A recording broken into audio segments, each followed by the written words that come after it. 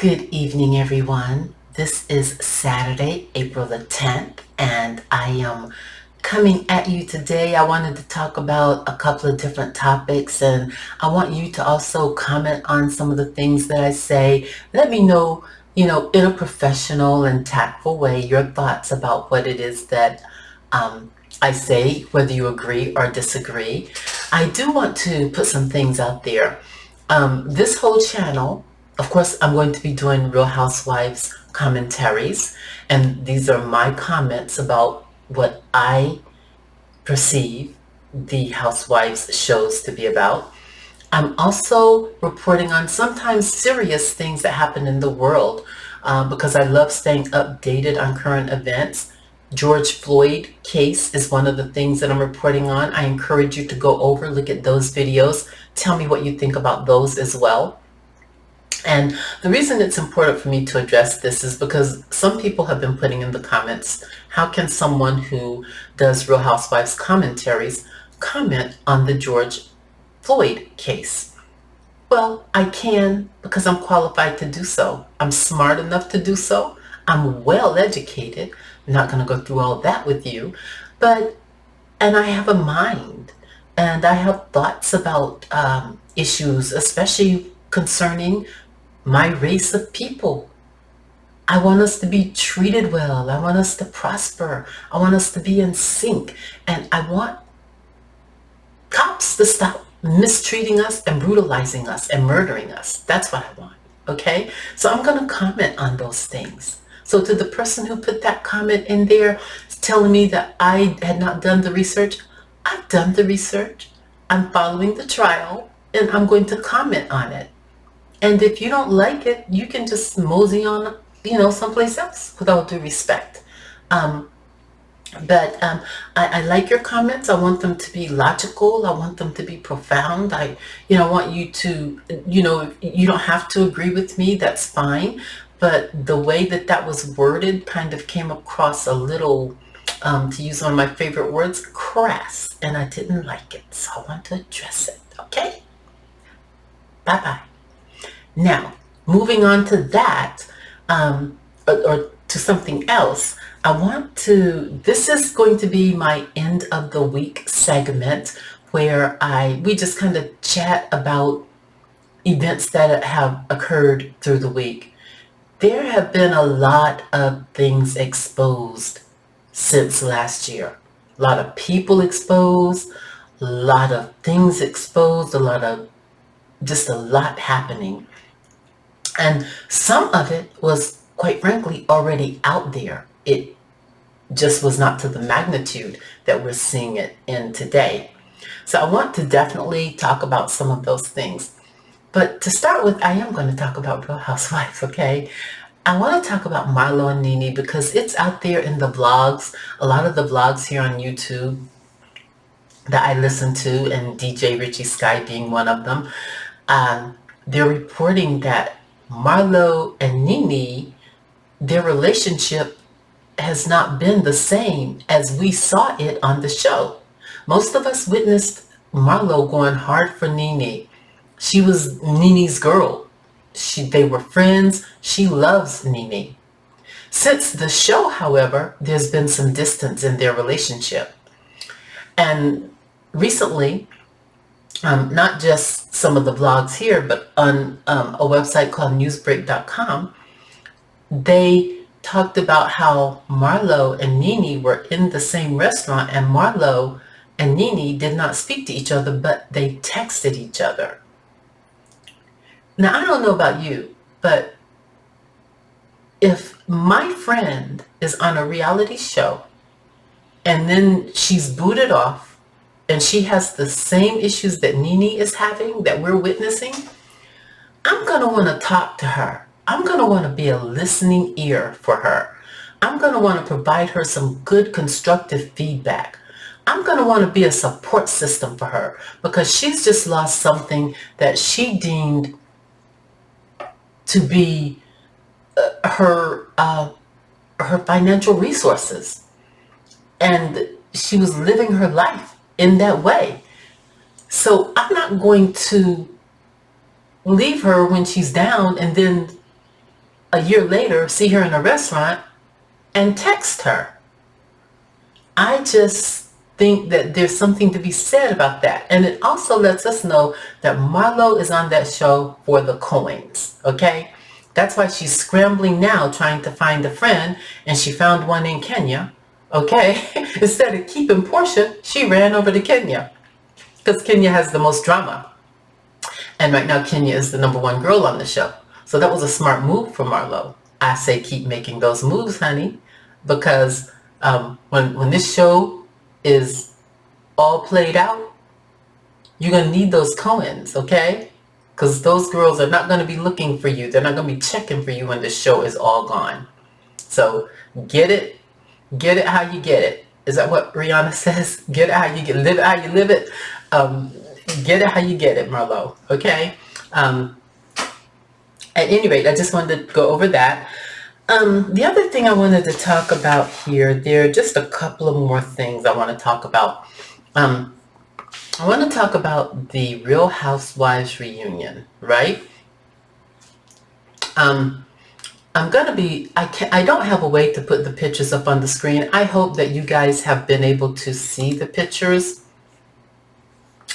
But I'm looking here at, Latoya, okay? Latoya is a beautiful girl. Needs no makeup. Just slam gorgeous, really. Just very pretty woman. And Lord rest her brain, because there's something about Latoya that seems out of sync, cognitively speaking, right? She seems very, what I call, cognitively dissonant, or imbalanced. There are some things that are not coming together.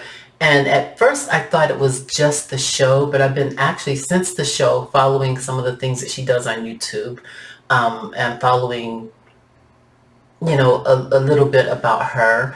And I don't want to bring the sister down, right? I don't want, that's not what I do. I don't bring down other women. I do talk quite blatantly and direct about them, though, so I don't know. Some people would see that as bringing them down. However, she is, I think Latoya needs to sit down by herself and really talk to someone. I probably say this a lot about people because I think we all need therapy at some point in our lives. I certainly had it. Okay. So I'm saying that because I'm looking at her dress for the reunion, and this is so out of taste and distasteful. This is her first year on the Real Housewives of Atlanta, right? So, and this is her first reunion. Therefore, have some style, some class. Find a designer who can really make you come out and be the best at the reunion, because even though people weren't feeling you this season a lot of people like you because you bring the drama, but they weren't feeling the way that you brought the drama, right? So you really should have come out at this reunion. But instead, this outfit, I don't know what it is. It's just not for a reunion. For me, the reunion needs to be classy. It needs to be about style. You need to even have a designer in the works, early on in the season for whatever it is that you're going to wear. It needs to be it needs to be your formal,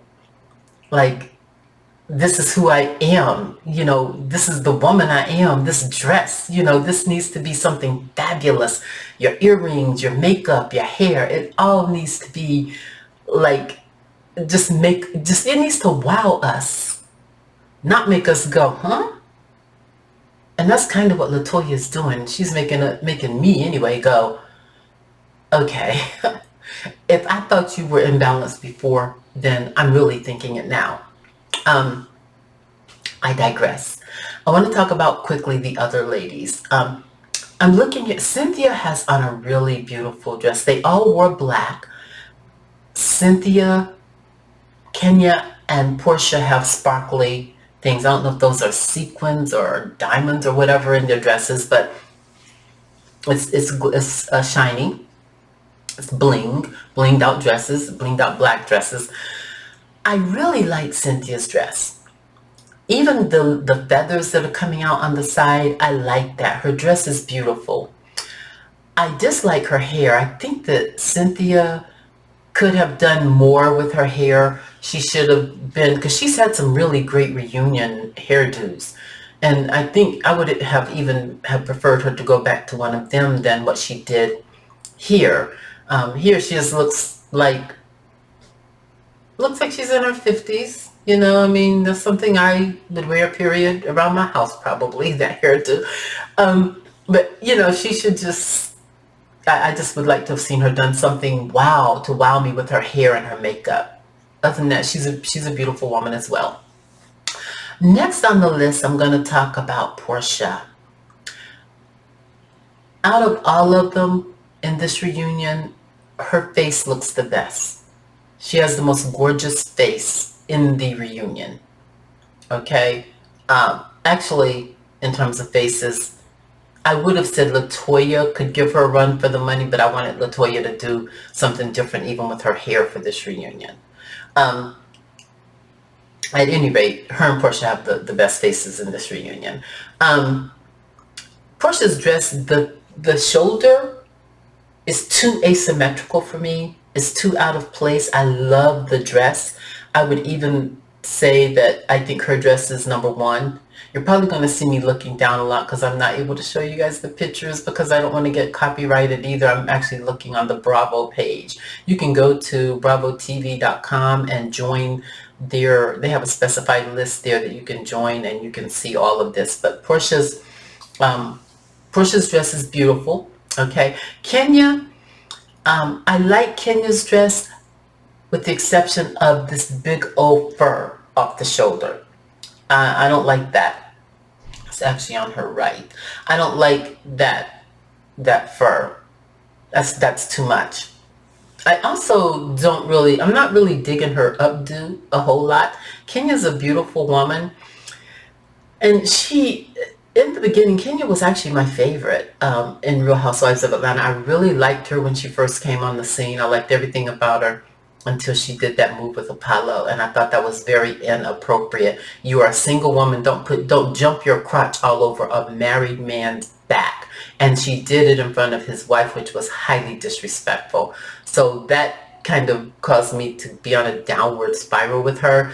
And now, I still like her. It's just that some of her ways I don't agree with, and some of those ways are beginning to protrude through her physical appearance.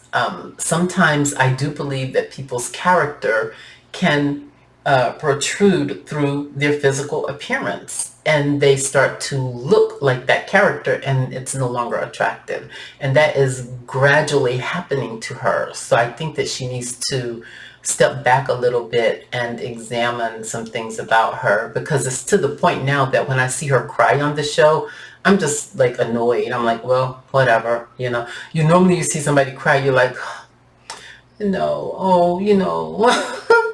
But now when I see Kenya cry, I'm like, girl, miss me with that for real. But anyway, I think between Kenya, Portia, and Cynthia, the whole look, I love Portia's whole look. It's just the sleeves on the dress, which I like. I still would say I like her dress better than all of them. Now I'm going to go to my two worst. Let's talk about Drew. Drew's dress looks like someone said, you know what, give me that over there and we'll put it here on your shoulder. And what's that laying over there in the corner? Okay, bring that over here. Let's just like hang it here and we'll figure out what to do with it. Oh, okay, so now let's cut it. Oh no, it doesn't look good. Oh, too late. We've already cut it. So let's just take this and glue it here and have it hang. Okay, and you see up there in that top shelf, hand me that. We'll just sew this together and poof it up. That's what Drew looks like for me. That's what Drew Drew, what are you doing? Really? Now, I do like her hair pulled back. I like that. Um, she has a cute face. I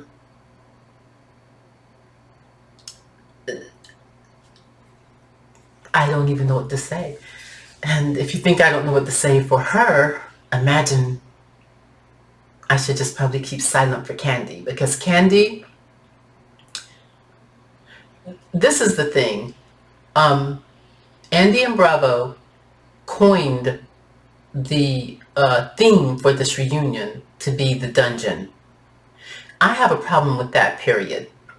First of all, why would you coin it to be the dungeon? Candy's dungeon show was, what, 2 years ago? Or 3 years ago, and now you're doing the dungeon for this reunion? That's so old. Why would you do that? And the second issue I'm having with that is, the W's have this thing with black women in that they highly and heavily sexualize us.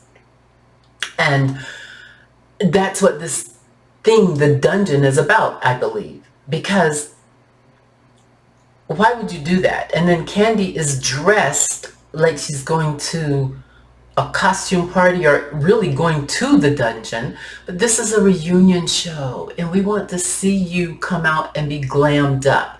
You could have done this a little more tasteful. The leotard thing should not have been worn at all. Swimsuit, whatever it is. Why does she think she needs to show all of that? Is she not happy with her husband? Why is she always trying to show all of that? I mean, save that. Let him do all of that. You have a son. You have 2 daughters, and your oldest daughter is looking here, and then she has to go to school with her friends, and you're coming out to the reunion looking like this. And the hair, I mean, where did she get that? That's like some Cruella stuff. That's a no. That's a no. I can't wait to see the reunion, though. I can't wait to see it. Anyway, so the next thing I want to talk about here is, I want to talk about Meghan and Harry, because his grandfather, the royal man named Philip, I hate calling these people kings and queens and, princes and princes, and I just have a problem with that. But anyway, that's what they are. I guess it was Prince Philip, or whatever his name is. He recently passed. He's the grandfather of Harry.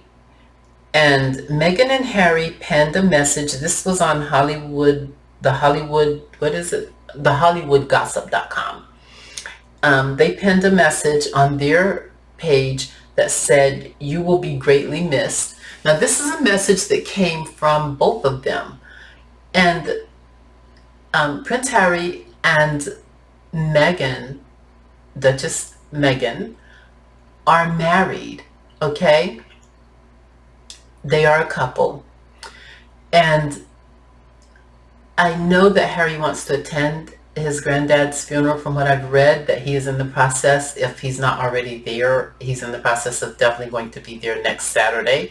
That's when they're planning to have the formalities. They're going to be 30 people. That's what's been reported. Normally, I think it started out, NPR reported today that it started out to be 800 people, but they have, because of the pandemic, had to narrow it down to all the way down to 30 people, and they will be social distancing. Now, Meghan, from what I understand, will not be traveling with Harry because, of course, Meghan is pregnant, and then they have the baby. So I think there's some concerns there from what I've heard. I want to back up a little bit, because I did watch the interview with Meghan and Harry, and I thought Meghan did a very good job communicating what happened to her while she was in the UK and living in the palace with the other royals, the royals. So I just, like, Harry loves his grandparents. He loves his brother. He loves his family. How can you not? He's been there with them all of his life. And Meghan is his wife, so Meghan and the children are his priority now. At the same time, he still loves his family. So during Meghan's interview, I would like for her to have said something like, you know, like maybe said to Oprah, well, before we begin the interview, I just want to put it out there and say that whatever it is that you ask me today and I answer will all be according to my experiences there with the royals, and that I want people to understand that Harry loves his family. These are his grandparents, his brother, his father. These are people that he's been around all his life, and he really is trying to work out a lot of things. So I don't want people to think that he does not love his family and that he's done anything wrong. Something of that nature. But that's me. I'm real good at trying to put things in other people's mouth that I think should be said. But anyway, I just wanted to put out there that that's what's going on with them. The other thing, the last thing I want to cover is Sean P Diddy Combs. Okay, I want to read this to you. I found this today also on freepress.com. And it says music mogul. Let's see here. Let's bring this up. Okay. Music mogul Sean Diddy Combs is the latest black owner of a media company to take on General Motors.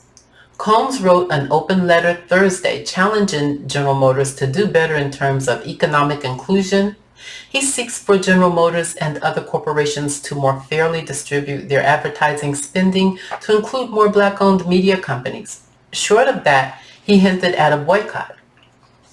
The letter Combs ran on Revolt, his cable network's entertainment and news site, and tweeted was titled, "We Demand More, a letter from Sean Combs."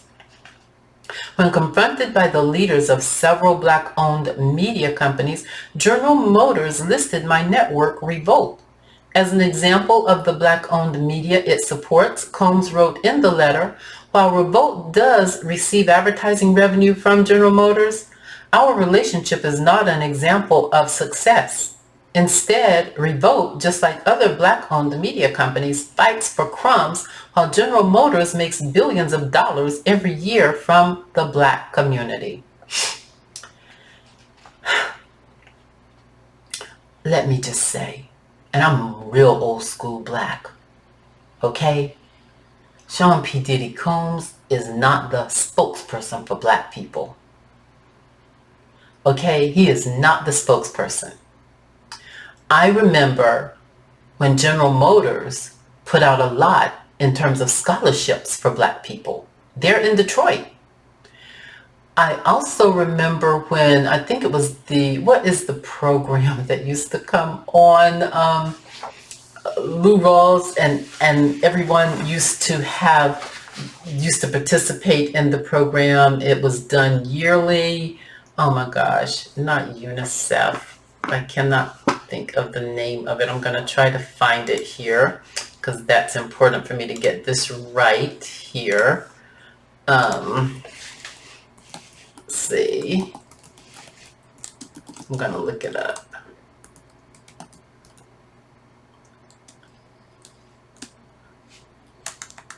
Okay.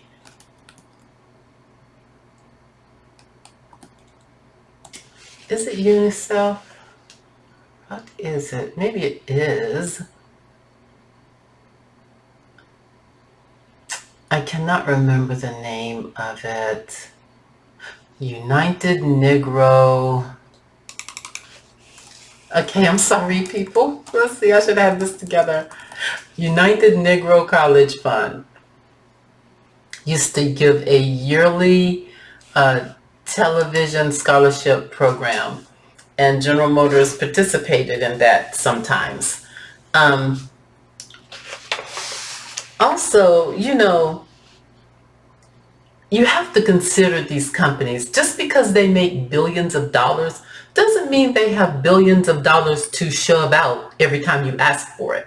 It sounds to me like, and this is just my thought process in reading this, that of course they are giving to Revolt, right? But it sounds like maybe Sean P Diddy Combs is not happy with what it is that he is getting, and he's trying to get more. So now he's coming out trying to make it look like they're doing something against the whole community, the whole Black community, and that's just not the case. And also, read the room, okay? We have the George Floyd case going on right now, okay? So don't just be throwing things out there just because that case is going on. Don't be doing that, because it feels like there may be some of that going on, okay? Step back and leave the attention off of Revolt. You don't like the relationship with General Motors? Get out of it. Tell them we don't want your money and move on. Find somebody else. But don't come bring down the whole company. They've employed a multitude of Blacks at General Motors. General Motors, from what I understand, was also unionized with the auto industry. They had like their own union, which made sure that they treated the employees, with respect and paid them well. And they also, I will tell you, I had a General Motors SUV one time, and some things went terribly wrong with it. And it was going to cost between $5,000 and $6,000 to get the issue fixed. I wrote a letter to General Motors, and they sent me a list of companies to go to in my area. Took the car, got it fixed, didn't pay a dime. Okay? So you have to consider the gratitude that some of these companies have for the community and for their customers. And I drive a General Motors car today because of it. Okay? So I just don't think that he speaks for us. And there was one other thing I wanted to say about General Motors as well.